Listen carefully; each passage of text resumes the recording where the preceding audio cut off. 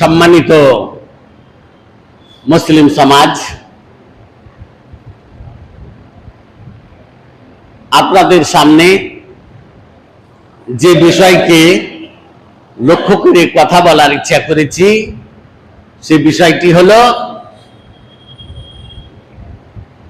মুহররম মাসের মর্যাদা ও তাৎপর্য।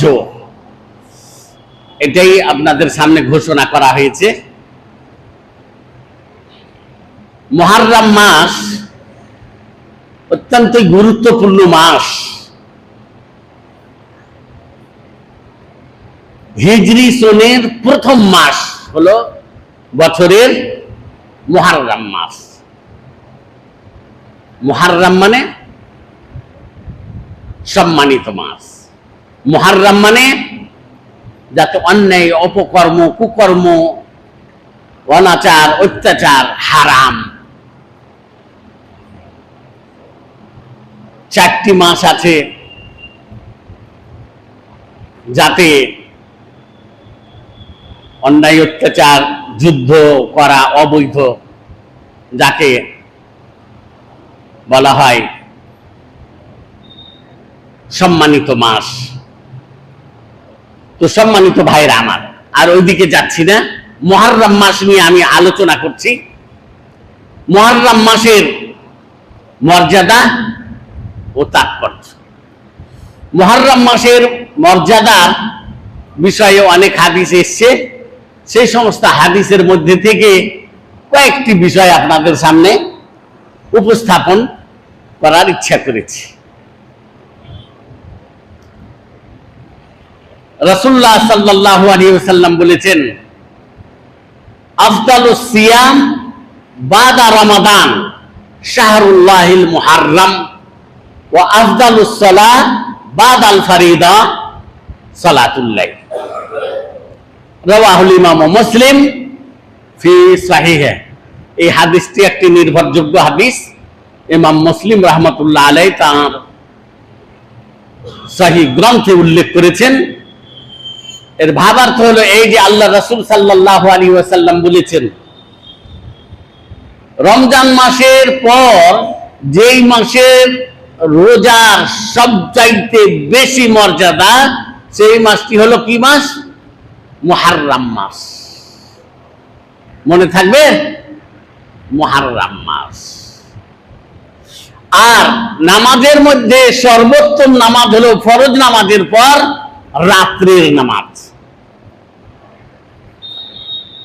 রাত্রের নামাজ বলতে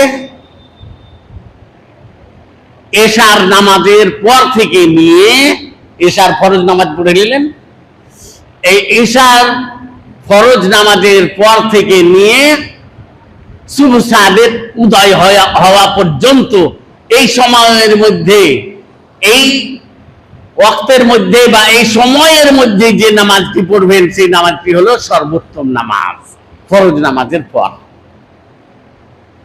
তাহলে কিয়ামুল লাইল বা তাহাজ্জুদের নামাজ পড়ার সময় হলো কখন? এশার নামাজ পড়ে নেওয়ার পর থেকে নিয়ে সুবহ সাদেক হওয়া পর্যন্ত। সুবহ সাদেক হয়ে গেল, রাত্রের নামাজের টাইম শেষ হয়ে গেল। তো ইসলাম প্রিয় ভাইরা আমার, আল্লাহ রাসূল সাল্লাল্লাহু আলাইহি ওয়াসাল্লাম বললেন যে রমজান মাসের পর যে মাসের রোজার সবচাইতে বেশি মর্যাদা, সেই মাসটি হলো মুহররম মাস।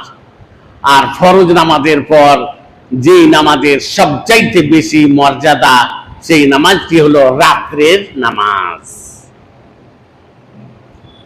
তবে আল্লাহর করুণা যে এই মুহররম মাসের রোজা কোনো ফরজ বা ওয়াজিব রোজা নয়, এটা নফল। যার সময় থাকবে, যে রোজা রাখতে ক্ষমতাবান, সে রোজা রাখবে, তার জন্য অশেষ পুণ্য রয়েছে। আর রোজা এমনই একটি ইবাদত যে এর সমতুল্য আর কোনো ইবাদত নাই। এক সাহাবী বললেন, হে আল্লাহর রাসূল সাল্লাল্লাহু আলাইহি ওয়াসাল্লাম, আমাকে এমন একটি আমলের পথ দেখিয়ে দেন যেটার দ্বারা আল্লাহ আমাকে উপকৃত করবেন। হে আল্লাহর নবী, আপনি এমনই একটি কর্মের পথ দেখিয়ে দেন যে কর্মের দ্বারা আল্লাহ আমাকে উপকৃত করবেন। রাসূলুল্লাহ সাল্লাল্লাহু আলাইহি ওয়াসাল্লাম বললেন যে রোজা, এর মতো আর কোন উত্তম কর্ম নেই। কেন যে এতে কয়েক ঘন্টা পানাহার বর্জন করতে হয়, ঝগড়া, দ্বন্দ্ব, অপকর্ম, কুকর্ম থেকে নিজেকে সংরক্ষিত করতে হয়। তো নফল রোজা রাসূলুল্লাহ সাল্লাল্লাহু আলাইহি ওয়াসাল্লাম তো রাখতেন, ধরেন প্রত্যেক বৃহস্পতিবার, সোমবার, তারপরে আছে এই আমি বিয়েদের রোজা রাখার বিষয়টি 13, 14, 15। তারপরে দাউদ আলাইহিস সালামের রোজা হলো সর্বোত্তম রোজা, যে তিনি একদিন রোজা রাখতেন, একদিন রোজা ছাড়তেন। এগুলো নফল রোজা, যার ইচ্ছা হবে সে রাখতে পারবে, যার ইচ্ছা হবে না সে রাখবে না। তো মুহররম মাসের রোজা হলো রমজান মাসের রোজার পর সবচাইতে মর্যাদাবান রোজা। তবে একটি প্রশ্ন, এত মর্যাদা থাকা সত্ত্বেও আল্লাহর রাসূল মুহাম্মদ সাল্লাল্লাহু আলাইহি সাল্লাম মুহররম মাসে যে রোজা রেখেছেন এটা প্রমাণিত নেই। এরই বা কি তাৎপর্য? এর উত্তরে আমরা বলে থাকি, 1 নম্বর বিষয় হলো এই যে হতে পারে এই বিষয়টি আল্লাহ তাআলা রাসূলুল্লাহ সাল্লাল্লাহু আলাইহি সাল্লামের জীবনের শেষ দিকে জানিয়ে দিয়েছিলেন যে এই মুহররম মাসের রোজা এই মর্যাদাপূর্ণ রোজা, যার কারণে রাখার সুযোগ পাননি। যেমন কি তামাত্তু হজের মর্যাদার কথা রাসূলুল্লাহ সাল্লাল্লাহু আলাইহি ওয়াসাল্লাম শেষে জানতে পেরেছিলেন এবং বলেছিলেন, আগে যদি জানতাম তো আমার সঙ্গে এই হজের জন্তু, যেটা হাদি বলা হয়, এই কুরবানির জন্তু আনতাম না, আমি হজ্জে তামাত্তু করতাম। তো আগে জানতে পারেননি বলে ওই কাজ করেছে। তাই যে সমস্ত সাহাবী নিজের সঙ্গে কুরবানির জন্তু আনেননি তাদেরকে রাসূলুল্লাহ সাল্লাল্লাহু আলাইহি ওয়াসাল্লাম বললেন যে তোমরা হজ্জে তামাত্তু করো, অর্থাৎ উমরা করে হালাল হয়ে যাও, আবার 8 তারিখে হজের নিয়ত করবে বা লাব্বাইকা পাঠ করবে।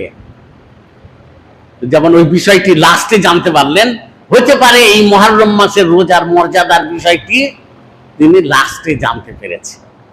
এটা 1 নম্বর উত্তর। 2 নম্বর উত্তর এটা হতে পারে যে আল্লাহর নবী সাল্লাল্লাহু আলাইহি সাল্লাম জিহাদের কাজে রত থাকতেন, যার কারণে রোজা রাখার সুযোগ পাননি। কেন যে মদিনাতে কয় বছর ছিলেন? প্রায় 10 বছর। কতটি যুদ্ধ হয়েছে? বড় বড় গোলা তো প্রায় হয়েছে 18-19টা, আর সব ছোট মিলিয়ে দেখা যায় তো প্রায় 28-29টা। তো এই যে ইসলামের সংরক্ষণের জন্য, ইসলামের শত্রুদের দমনের জন্য তিনি ব্যস্ত থাকতেন, এই জন্য রোজা রাখতে পাননি। আর এটাও হতে পারে যে আল্লাহর নবী সবকিছু সুযোগ পেয়ে রোজা রাখেননি, যাতে উম্মতের উপরে এটা জরুরি না হয়ে যায়, একটি অপরিহার্য বিষয় না হয়ে যায়, তার কারণে তিনি রোজা রাখেননি মুহররম মাসে। তাহলে উত্তর 3টা হয়ে গেল, মনে থাকবে। একটা যে রাসূলুল্লাহ সাল্লাল্লাহু আলাইহি ওয়াসাল্লাম লাস্টে জানতে পেরেছিলেন, দ্বিতীয় জিহাদের কাজে রত থাকতেন, তৃতীয় যেন অপরিহার্য না হয়ে যায় উম্মতের উপরে, তার জন্য তিনি রোজাটি রাখেননি। 3টা উত্তর মনে থাকবে, আশা করি থাকবে। ইসলাম প্রিয় ভাইরা আমার, তো মুহররম মাসের রোজা এখন কিভাবে রাখবো? রাসূলুল্লাহ সাল্লাল্লাহু আলাইহি ওয়াসাল্লাম বলেছেন আশুরা রোজা সম্পর্কে। মুহররম মাসের রোজার মর্যাদা তো আছেই, আশুরার দিনে আবার এমনই একটি মর্যাদাপূর্ণ দিন যে এই দিনে একদিন যদি রোজা রাখেন তো গত 1 বছরের সমস্ত সাগীরা গুনাহ মাফ হয়ে যাবে। সাগীরা গুনাহের জন্য তরজমা করেছি যে কাবীরা গুনার জন্য তওবা করতে হবে। কোরআন এবং হাদিসের অন্যান্য আয়াতের দ্বারা আর হাদিসের দ্বারা জানা গেছে যে কাবীরা গুনার জন্য কি করতে হবে? তওবা করতে হবে। এই জন্য সাগীরা গুনার অর্থ করলাম, কিন্তু বিভিন্ন বইয়ে এই অর্থটা পাবেন না।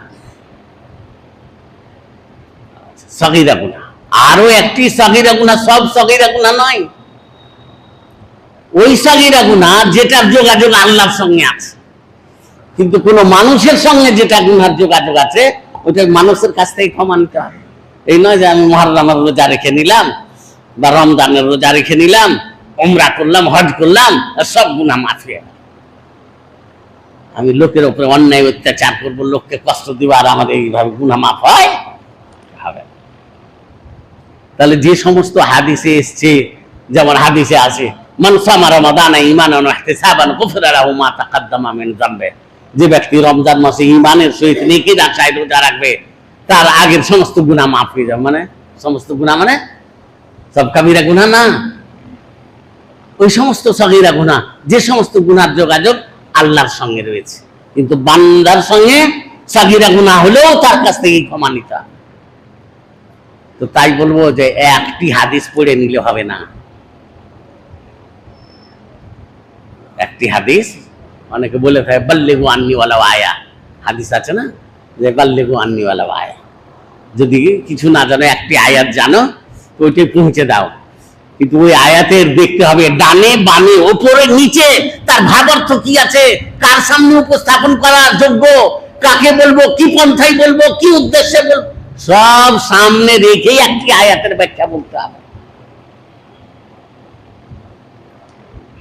কোন স্থানে বলবো, এখন ধরেন ওখানে কলকারখানা আছে, হারাম হরুম করে আওয়াজ হচ্ছে, বলবেন যে ভাই আমি আয়াতের ব্যাখ্যা করবো, বসেন, শুনতেই পাবে না ভালো করে। কোন এক কলকারখানা থেকে 8 ঘন্টা 10 ঘন্টা ডিউটি করে বের হলো লোক, বসেন ভাই আয়াত শোনাবো আপনারা। হয় সব তো ক্ষুধার্ত আছে, ওগুলা বুঝে সুঝে কথা বলতে হবে আর দাওয়াত দিতে হবে। একটি আয়াত পড়ে নিলে হবে না, আরো আয়াত তার ডানে বামে উপরে নিচে যে কি আছে ওটা দেখতে হবে।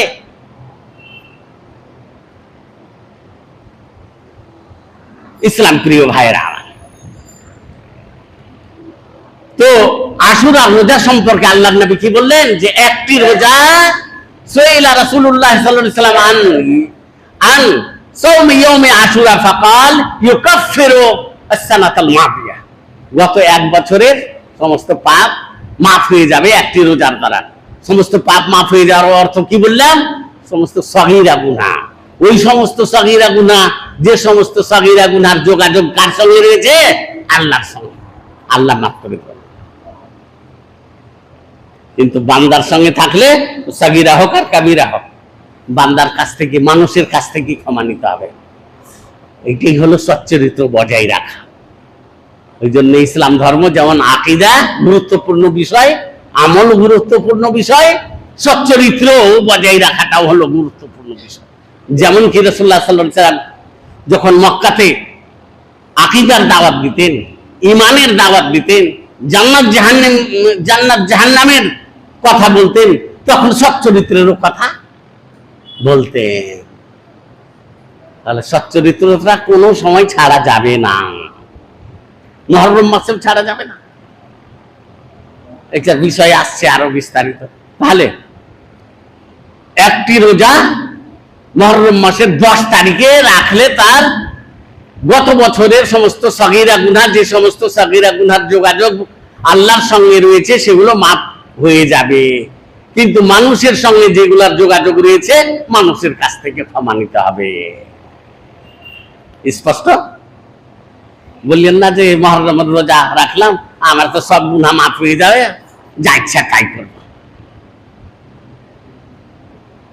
যেমন হজ ফরজ, যারা হজে যায়, হাদিসের মধ্যে এসেছে হজ্জে মাবরুরের বদলা হলো জান্নাত। আল হজ্জুল মাবরুর লাইসা লাহু জাযাউন ইল্লাল জান্নাহ, যে হজ আল্লাহর কাছে কবুল হয়ে যায় তার বদলা হলো জান্নাত।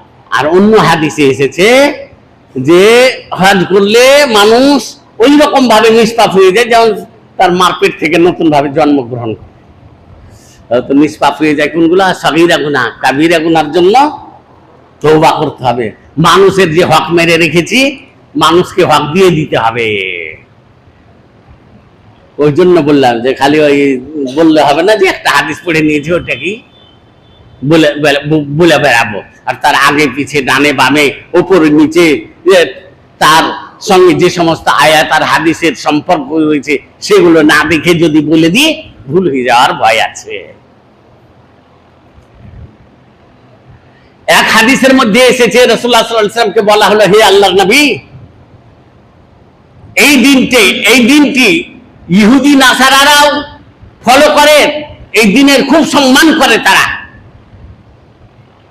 তো রাসূলুল্লাহ সাল্লাল্লাহু আলাইহি ওয়াসাল্লাম বললেন যে যদি আগামী বছর বেঁচে থাকি তাহলে 9 তারিখে রোজা রাখবো মুহররম মাস। কিন্তু বর্ণনাকারী বলছেন যে আর আগামী বছর বেঁচে থাকলেন না, আল্লাহর কাছে চলে গেলেন। সুতরাং তিনি ওই 10 তারিখের মুহররম মাসের একটি রোজা রেখেই এই দুনিয়া ছেড়ে চলে গেলেন। কিন্তু যেহেতু রাসূলুল্লাহ সাল্লাল্লাহু আলাইহি ওয়াসাল্লামের উক্তি আছে যে বেঁচে থাকলে 9 তারিখে রোজা রাখতাম, তাই উলামায়ে কেরাম একটি ফতোয়া দিয়েছে যে আশুরার রোজা 9 তারিখেও রাখেন, তাসুয়া মানে মুহররম মাসের 9 তারিখ আর মুহররম মাসের 10 তারিখ 2 দিন রোজা রাখেন। আর কেউ যদি বলে যে 9 তারিখে রাখতে পেলাম না, 10-11-তে রাখবো, ওই হাদিসটি দুর্বল। তবে জেনে রাখেন মুহররম মাসে যত রোজা রাখবেন ততই মর্যাদা লাভ করতে পারবেন। মুহররম মাসে যতই রোজা রাখবেন ততই মর্যাদা লাভ করতে পারবেন। তবে জেনে রাখেন শুধু শুক্রবারে রোজা রাখা জায়েজ নাই, কিন্তু বৃহস্পতিবার শুক্রবার রাখলেন জায়েজ, শুক্রবার আর শনিবার রোজা রাখলেন জায়েজ, কিন্তু শুধু শুক্রবার রোজা রাখবেন জায়েজ নয়। মনে থাকবে মুহররম মাস হোক আর অন্যান্য মাস। অনেক মা বোনে রাখে, দেখা যায় শুক্রবারে রোজা রাখার নিয়ত করে নিয়েছে, শুক্রবারে রোজা রাখা জায়েজ নয়। যেমন কি ঈদুল ফিতরের দিনে রোজা রাখা জায়েজ নয়, ঈদুল আযহা কুরবানির ঈদের দিনেও রোজা রাখা জায়েজ নয়। তারপরেও আরো 3 দিন আইয়ামে তাশরিক হাজীদেরকে বাদ দিয়ে অন্যান্য সাধারণ মানুষের জন্য রোজা রাখা জায়েজ নয় বা উত্তম নয়। কিন্তু ঈদের দিনে রোজা রাখা মোটেই জায়েজ নয়, শুক্রবারে রোজা রাখা জায়েজ নয়। তবে কারণ বশত হতে পারে রোজা, ধরেন আরাফার দিন বা মুহররমের আশুরার দিন পড়ে গেল শুক্রবার শুধু, তাহলে এক্ষেত্রে রোজা রাখতে পারা যায়, এটা কারণ বশত। কিন্তু অকারণে রোজা রাখা যাবে না। ইসলাম প্রিয় ভাইরা আমার, এইবার আসি মুহররম মাসের এত মর্যাদা, রোজার এত মর্যাদা, তো যারা এই যে মিছিল করে, বুকে মারে, মাতম করে, তাজিয়া করে, ঢোল বাজায়, লাঠি খেলে, ঝান্নি বাজায়, আরো সব করে, এগুলা কোথায় গেল আবার? এর উত্তর হলো এই যে এগুলার সঙ্গে ইসলামের কোনো যোগাযোগ নাই। এগুলোর উৎপত্তি হলো কি করে, এই বিষয়টি আপনাদের সামনে অতি সংক্ষেপে তুলে ধরব। কি করে উৎপত্তি হলো, কোথায় হলো, এবং ভারতবর্ষে আবার কি করে উৎপত্তি হলো, এটা খুব সংক্ষেপে বলবো।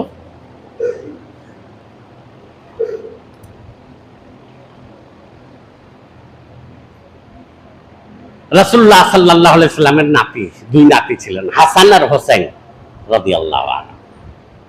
হাসান রাদিয়াল্লাহু তাআলা আনহু রাসূলুল্লাহ সাল্লাল্লাহু আলাইহি ওয়াসাল্লাম দোয়া করে গেছেন যে এর মাধ্যমে মুসলিম ঐক্য সুপ্রতিষ্ঠিত হবে।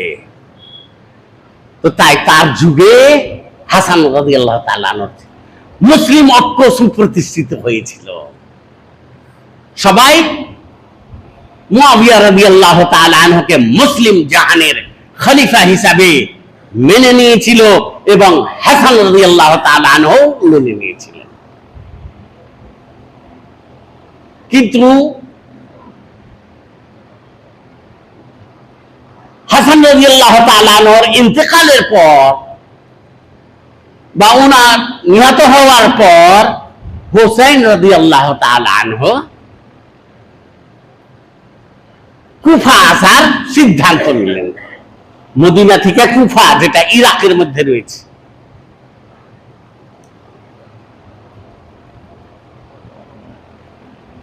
সমস্ত সাহাবায়ে কেরাম বললেন যে দেখো কুফা যেও না, কিন্তু হোসেন রাদিয়াল্লাহু তাআলা আনহুকে কুফাবাসীরা চিঠির ওপর চিঠি, চিঠির ওপর চিঠি, চিঠির ওপর চিঠি দিতে থাকলো যে আপনি আসেন, আপনার সঙ্গে আমরা লড়বো এবং মুসলিম জাহানের খলিফা আপনাকে আমরা নিযুক্ত করব।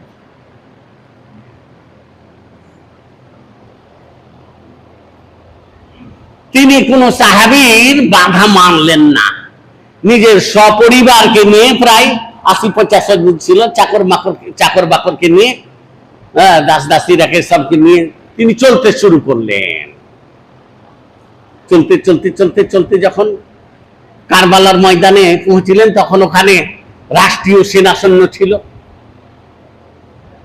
আর যারা বারবার চিঠি দিয়ে ডেকেছিল কুফাবাসী সাহাবাই কেরাম বলেছিলেন যে যেও না, ওদের কথা শুনিও না, কেন যে ওরা তোমার বাপকেও হত্যা করেছে, মানে আলী রাদিয়াল্লাহু তাআলা তোমার ভাইকেও হত্যা করেছে, যেও না, ওদের কথা বিশ্বাস করিও না। কিন্তু উনি ওদের কথাতেই পড়ে চলতে শুরু করলেন, কারবালা পৌঁছে গেলেন। যখন রাষ্ট্রীয় সেনা সৈন্য সামনে এলো তখন ওই যারা চিঠি দিয়ে ডেকেছিল, সংঘর্ষ যখন শুরু হয়ে গেল তখন তারা হোসেন রাদিয়াল্লাহু তাআলা আনহুকে ওই বাঘের মুখে ফেলে দিয়ে মারল, দৌড় পলায়ন করল। শেষ পর্যন্ত হোসেন রাদিয়াল্লাহু তাআলা আনহু নিহত হয়ে গেলেন। তখন রাষ্ট্রীয় খলিফা ছিলেন ইয়াজিদ। ইয়াজিদ যখন জানতে পারলেন যে তাকে হত্যা করা হয়েছে, তিনি অত্যন্ত দুঃখিত হলেন, দুঃখ প্রকাশ করলেন, আফসোস করলেন এবং তার যে আত্মীয় স্বজন ছিল সবকে ডেকে নিলেন দেমাশকে ডাকার পর সসম্মানে তাদের সঙ্গে সেনা সৈন্য মোতায়েন করে দিয়ে মদিনা পাঠিয়ে দেওয়া হলো যে তাদের প্রতি যেন কেউ আক্রমণ না করতে পারে। কিন্তু যারা শিয়া সম্প্রদায়ের লোক তারা এটাকে বাড়িয়ে টাড়িয়ে বিভিন্ন ধরনের কিস্সা কাহিনী তৈরি করে ইয়াজিদের প্রতি তারা অভিশাপ প্রেরণ করে, কিন্তু তিনি যে এক মহাযোদ্ধা ছিলেন এইটা তারা আবার উপস্থাপন করে না। মুজাহিদ ছিলেন। তো যাই হোক, আমি আর ওইদিকে যাচ্ছি না।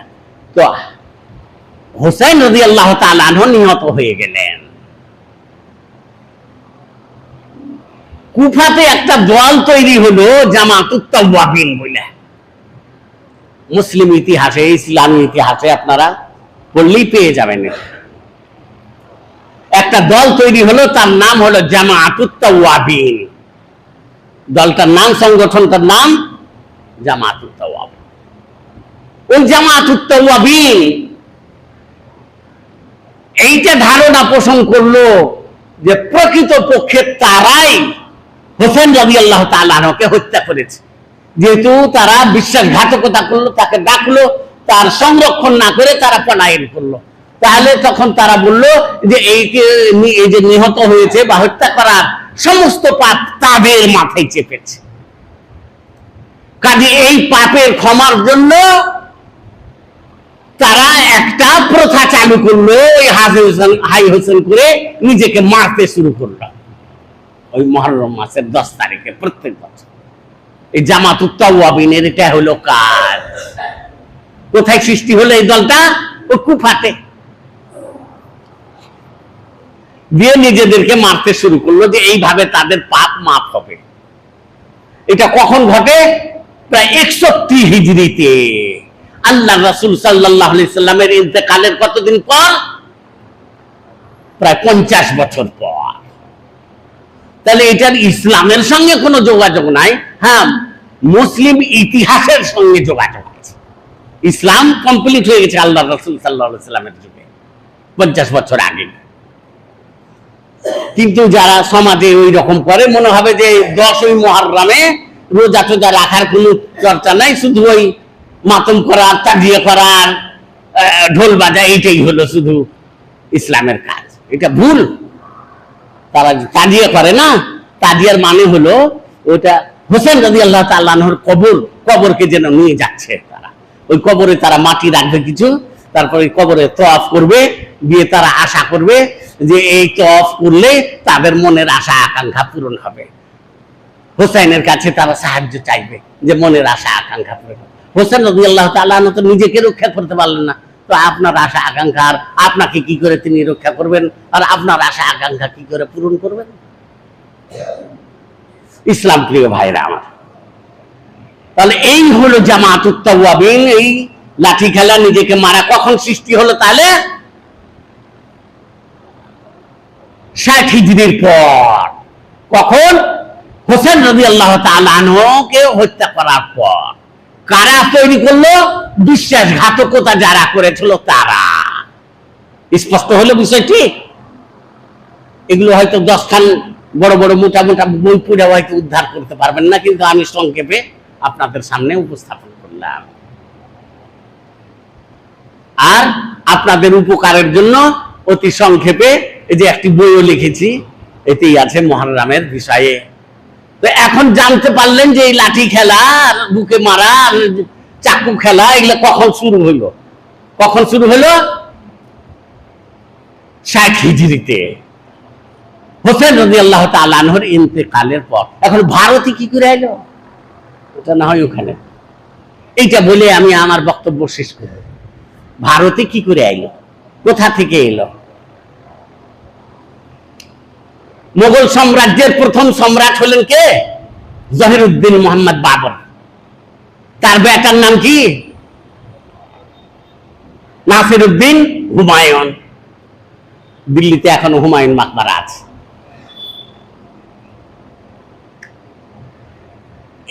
হুমায়ুনের যুদ্ধ হলো শুরু। প্রথম 15 বছর তিনি রাষ্ট্র ভালোভাবে পরিচালিত করলেন কে? হুমায়ুন বাদশাহ, সম্রাট হুমায়ুন, মোগল সম্রাট হুমায়ুন। জহিরুদ্দিন মোহাম্মদ বাবর ইন্তেকালের পর। ইন্তেকাল কিভাবে হলো ওইদিকে কিসসা আর যাচ্ছি না, ওই কিসসা পরে উপস্থাপন। তো এশিয়ার শাহেদের সঙ্গে যখন হুমায়ুন বাদশার যুদ্ধ হলো, তিনি পরাজিত হয়ে গেলেন। মোগল সাম্রাজ্য হাতছাড়া হয়ে গেল। তিনি কেবল যান বাঁচিয়ে চলে গেলেন পাকিস্তান হয়ে, আফগানিস্তান হয়ে ইরান চলে গেলেন।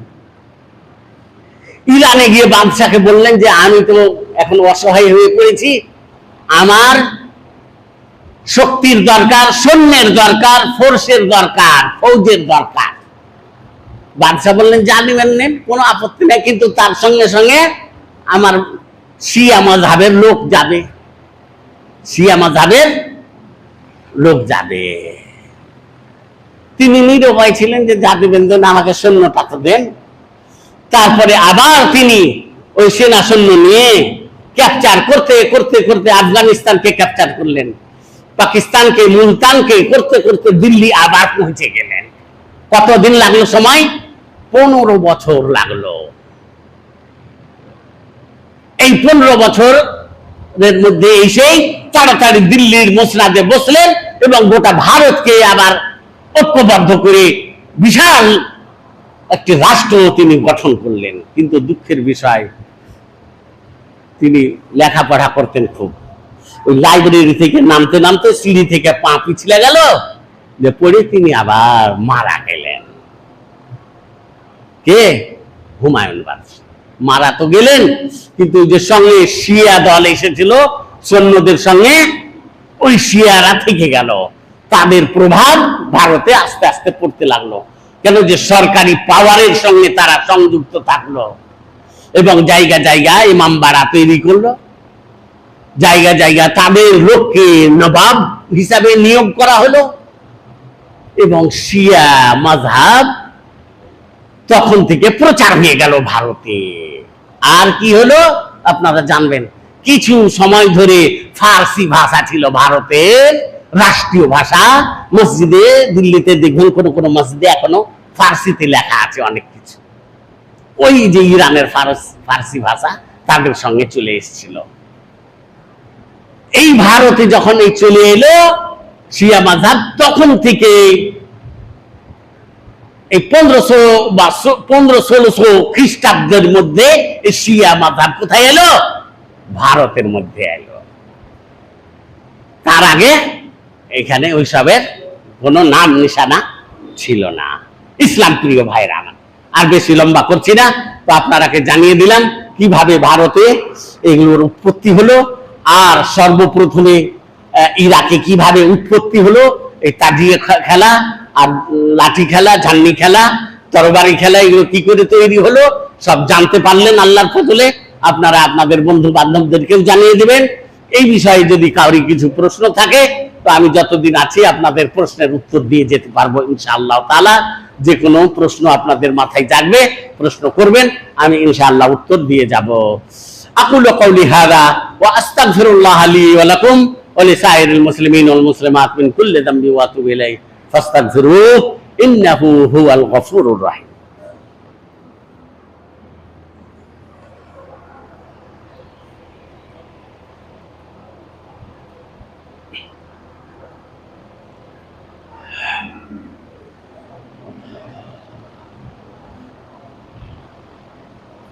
বিসমিল্লাহির রহমানির রহিম। আলহামদুলিল্লাহি রাব্বিল আলামিন ওয়াসসালাতু ওয়াসসালামু আলা আশরাফিল আমবিয়া ওয়াল মুরসালিন নবিয়িনা মুহাম্মদ ওয়া আলা আলিহি ওয়া সাহবিহি আজমাইন, আম্মা বাদ।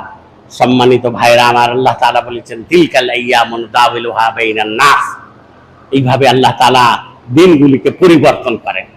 তো মুহররম মাসের যে মর্যাদা, খাস করে আশুরার দিনের মর্যাদা, সেই মর্যাদাটা বেশি প্রকাশ পেয়েছে এই থেকে যে মুসা আলাইহিস সালাম জয়ী হয়েছিলেন সেই তারিখে। ফিরআউন এত বড় বাদশাহ, মিশরে এত বড় বাদশাহ, এত সেনা শূন্য, কোনো কিছু কাজে এলো না। আল্লাহর বিরোধিতা যে করবে, আল্লাহর সঙ্গে যে যুদ্ধ ঘোষণা করবে, সে ছাড় পাবে না, সে ধ্বংস হবেই হবে। ফিরআউন ধ্বংস হয়ে গেল। মুসা আলাইহিস সালামের বিরুদ্ধে যারাই দাঁড়িয়েছে ধ্বংস হয়েছে, কারণ ধ্বংস হয়ে গেছে। মুসা আলাইহিস সালামের চাচাতো ভাই ছিল কারণ, তাওরাত পড়তে পারতো ভালো, কিন্তু দেখলো যে আল্লাহ তাআলা মুসাকে আল্লাহ মনোনীত করলেন, নবী হিসাবে গ্রহণ করলেন, হারুনকেও আল্লাহ তাআলা নবী হিসাবে গ্রহণ করলেন, কিন্তু কারণ কিছু মর্যাদা পেল না। তাতে সে হিংসা করে মুসা আলাইহিস সালামের বিরুদ্ধে অবস্থান করল। মুসা আলাইহিস সালাম যে শরীয়ত, যে ধর্ম, যে শিক্ষা আল্লাহর কাছ থেকে নিয়ে এসেছিলেন, তার বিরুদ্ধে আচরণ করতে শুরু করলো। অনেক রকম বিরুদ্ধে আচরণ করেছে, সেগুলো বলছি না। তো তাই মুসা আলাইহিস সালাম বদদুয়া করলেন, আল্লাহ তাআলা মাটিকে পাওয়ার দিলেন যে মুসা যেটা বলবে সেটাই করবে। তো মুসা আলাইহিস সালাম মাটিকে বললেন যে হে মাটি, তুমি এই কারুনকে তোমার পেটে ঢুকিয়ে নাও জীবিত অবস্থায়। সুতরাং সে মাটিতে ঢুকতে থাক। এইভাবে তাকে ধ্বংস করা হলো। কেউ যেন না মনে করে যে কারুনকে এই জন্য ধ্বংস করা হলো যে কারুনের যে এইসব মাল আছে, সেই সম্পত্তি মুসা হয়তো নিয়ে নিবে, তার জন্য হয়তো কারুনকে ধ্বংস করিয়ে দিল। মুসা আলাইহিস সালাম আবার মাটিকে হুকুম দিলেন যে হে মাটি, কারুনের যত সাই সম্পত্তি আছে সোনা দানা সবকে তুমি পেটের মধ্যে ঢুকিয়ে নাও, তার একটি পয়সা যেন কেউ না নিতে পারে। আল্লাহ তাআলার হুকুমে সব ঢুকে গেল।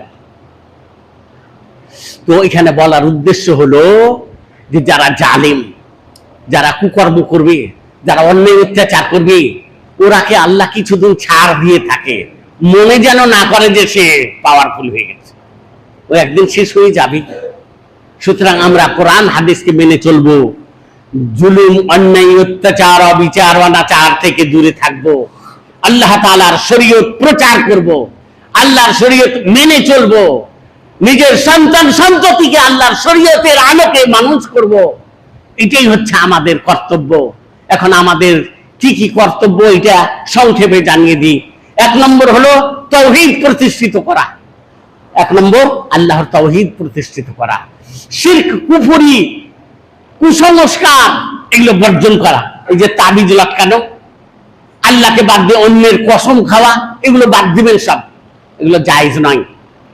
তাবিজ কেউ দেখবেন এখানে লটকালছে, কেউ তক্তি লটকালছে, কেউ এখানে বাঁধছে, কেউ এখানে বাঁধছে, কেউ বালিশের নিচে দিচ্ছে, কেউ কোমরে লুকিয়ে রাখছে, এগুলো সব জায়েজ নয়। কেউ তাবিজ লটকাচ্ছে, কেউ ধাগা লটকাচ্ছে। কিন্তু দুঃখের বিষয়, আমার মতন ওই দাড়িওয়ালা টুপিওয়ালা মসজিদে বসে বসে দাঁড়িয়ে সুতাতে ফু দিয়ে বলছে যাও এটা লটকাও গা, ওগুলোও জায়েজ নাই, ওগুলাও শিরক হয়ে যাবে, ওগুলো বর্জন করবেন, ওগুলো জায়েজ নয় কোনো মতে। যদিও কোনো মুলবি সাহেব দিয়ে থাকেন বা কোনো পীর দরবেশ দিয়ে থাকেন, ওগুলো কখনোই গ্রহণ করবেন না।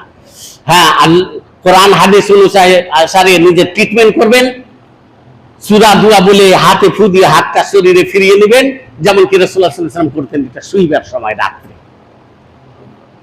আর ওইসব শিরক, কুফরি, কুসংস্কার এগুলো গ্রহণ করবেন না, 1 নম্বর বিষয়। তাওহীদ প্রতিষ্ঠিত করবেন। 3 নম্বর বিষয় হচ্ছে আল্লাহর জন্য সজাগ ও সচেতন থাকবেন, যে আল্লাহর যেন আমরা নাফরমান না হয়ে যাই কোনো সময়।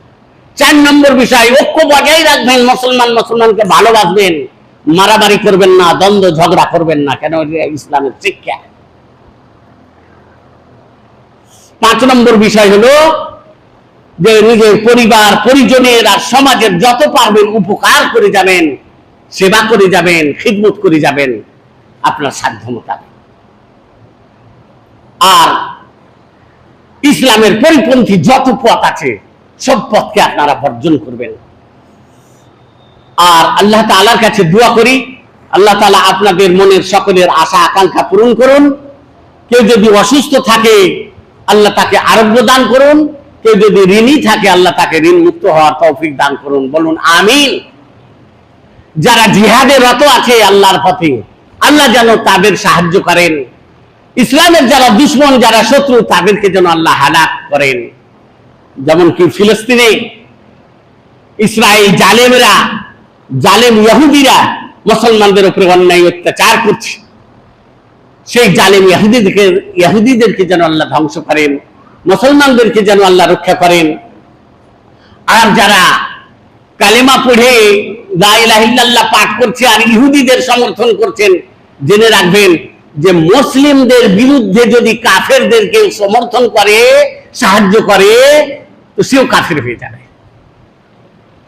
তো তাই সদা সর্বদা আমরা মুসলিম ঐক্য বজায় রেখে মুসলিমদের সঙ্গে থাকবো, মুসলিমদের জন্য প্রার্থনা করব, মুসলিমদের জন্য দোয়া করব, তারা যেন সব সময় জয়ী হতে পারে। এই বলে আমি শেষ করছি। সুবহান রাব্বিকা রাব্বিল ইজ্জাতি আম্মা ইয়াসিফুন ওয়া সালামুন আলাল